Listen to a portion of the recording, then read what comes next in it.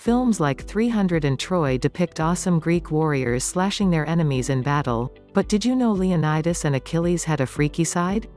Sexuality was everywhere in the ancient world, from pornography on pottery to sex with satyrs. The Greek view on sex is much different from our own today, with many seemingly bizarre practices from our modern perspective. Greek openness on sex, homosexuality, and relationships created a much different culture than our own. Here are 10 weird, or weird to us, sexual things the ancient Greeks did. 10 very, very weird methods of contraception today. Scientific advancement has made birth control methods more effective and safe than ever. In ancient Greece, couples sought to limit family size through bizarre beliefs and pseudoscience. One popular method was having the female partner sneeze and drink something cold after having sex. I am not sure how this was supposed to work, but rest assured this is not an effective method of contraception. Another method involved a woman attempting to block her cervix with a block of wood. This one doesn't sound very pleasurable. One surprisingly effective method the Greeks used was consuming large amounts of dates and pomegranates before and after sex. Modern studies have actually shown that dates and pomegranates do in fact decrease fertility, but I recommend consulting your physician on some more modern and less nonsensical forms of protection. In case you would prefer to use an ancient Greek method of contraception, here are some recommended instructions from the physician Serenus. Hold her breath. Draw her body back a little so the semen cannot penetrate into the uteri. Then immediately get up and sit down with bent knees, and this position provokes sneezes. 9. Public masturbation was a meme in the modern world. The general consensus is that masturbation is best left to the privacy of your own home. In ancient Greece, public masturbation was used by the infamous philosopher Diogenes to fight the power. Diogenes, the founder of cynicism, lived in a barrel and was called a dog by many of his critics. When someone finally scolded him for his habit of public relief, Diogenes responded, "If only it were so easy to soothe hunger by rubbing an empty belly." In Aristophanes' famous comedy Lysistrata about women withholding sex from men in order to stop war, the Spartans are roasted for their enthusiastic engagement in self-pleasure. It is fitting that the appeal of a Spartan herald with a large erection begins the peace talks. We can only wonder if the events in Lysistrata worsened the Spartans' dependence. 8. Kissing women was considered weird. With some of the strange items on this list, one may wonder why the seemingly normal practice of kissing was considered weird, at least under certain circumstances. Kissing as a form of greeting was normal, even when greeting those who you had just met. Many men would greet their peers with a kiss on the hand, the cheek, the lips prior to important business meetings. We can only imagine modern politicians swapping the traditional handshake with stealing a quick kiss on the lips. Kissing your wife, however, a common practice today, could be considered a sign of weakness for a man. The famous Athenian general Pericles was criticized for frequently kissing his wife on the lips in public. This is primarily because a kiss signified equality between two parties, and women in most Greek city-states were not equal to men. This also gave the impression that Pericles could be taken under the control of his wife, likely rooted in the sexist trope in Greek literature of the evil seductress. 7. State-sponsored prostitution. It may be difficult to imagine presidential candidates debating rates in state-run prostitution rings, but in ancient Greece, prostitution was legal and was in some cases run by the state. Athenian lawmaker Solon regulated prices in state-sponsored brothels.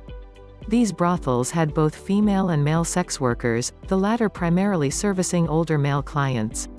These establishments would apparently offer many cheap rates compared to those prostitutes on the streets, who cleverly would wear sandals which would leave an imprint reading, "Follow me," on the ground.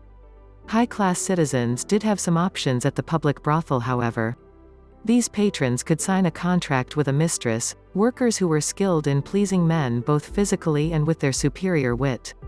Solon would fittingly use the tax revenue Athens gained from these public brothels to build a temple to Aphrodite, the goddess of love and pleasure. 6. Pederasty was normal. An unfortunate reality of Spartan culture was that older men often took advantage of young boys during their military training. The prevalence and acceptance of these relationships are debated, but many young boys were taken advantage of by their training mentors. At the age of 7, Spartan boys were taken from their homes and put into state-sponsored military training in the Agoge. This included rigorous military training and the boys developing skills for their lifelong profession as warriors. In many cases, these boys' first sexual partners were their male peers in the agoge. Same-sex partners were normal and encouraged in Greek society, and seen as a sign of male camaraderie. Accounts differ on the acceptance of male mentors engaging in relationships with students. Some state that it was considered acceptable if the relationship was not only built on physical pleasure, while others state that once a boy reached puberty all relationships were acceptable. The true prevalence and normalcy of these relationships will likely be lost in history. 5. Drawing penises literally everywhere today. This form of art is generally reserved for the men's bathroom. Most people are aware of the prevalence of nudity in Greek statues, and the pride Greeks had in their art. One Athenian statesman was even executed for allegedly chopping off Hermes' member on an important statue.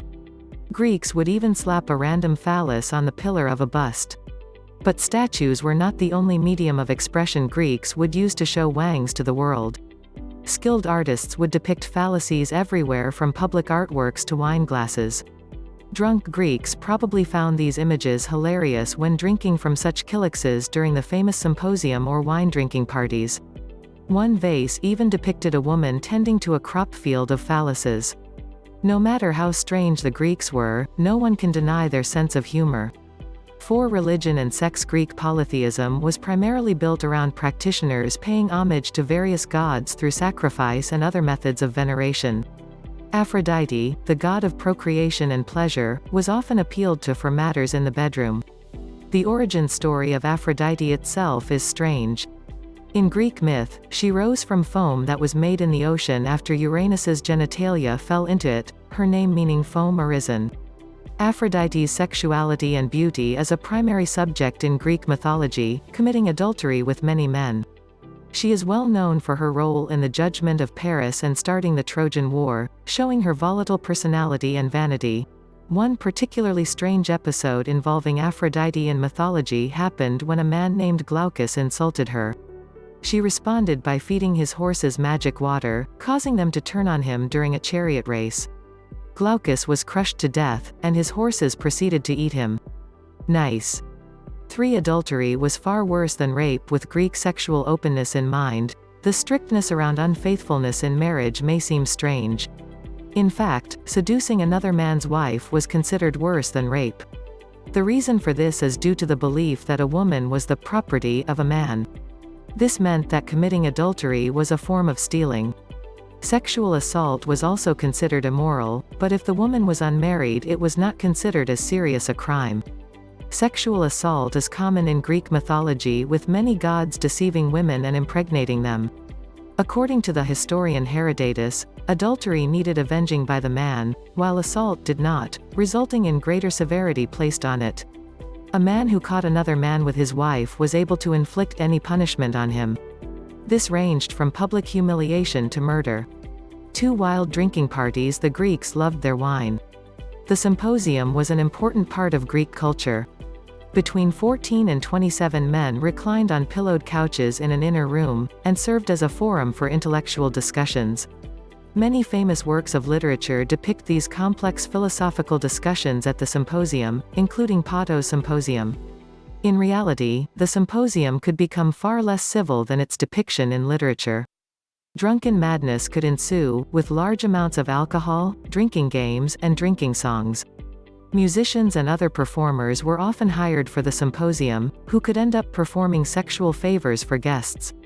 Although women generally were not allowed at the symposium, high-scale prostitutes were sometimes hired for guests. 1. Making your wife more masculine to appear attractive. As previously mentioned, Spartan boys frequently had their first relationships with other boys in the agoge.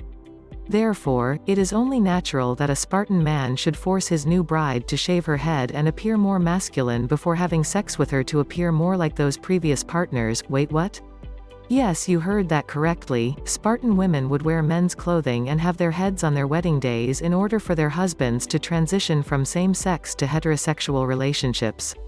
The transformation for a woman to resemble a man was often undertaken by a bridesmaid or servant, a far cry from the modern wedding day makeover.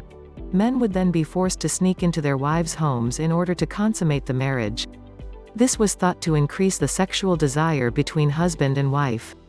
The bride would be laid in bed with a man's cloak and sandals in the dark. Her new spouse would then sneak into her room during the night and capture her. With the other items on this list, kidnapping your wife dressed in male drag out of her parents' house really doesn't sound too bad.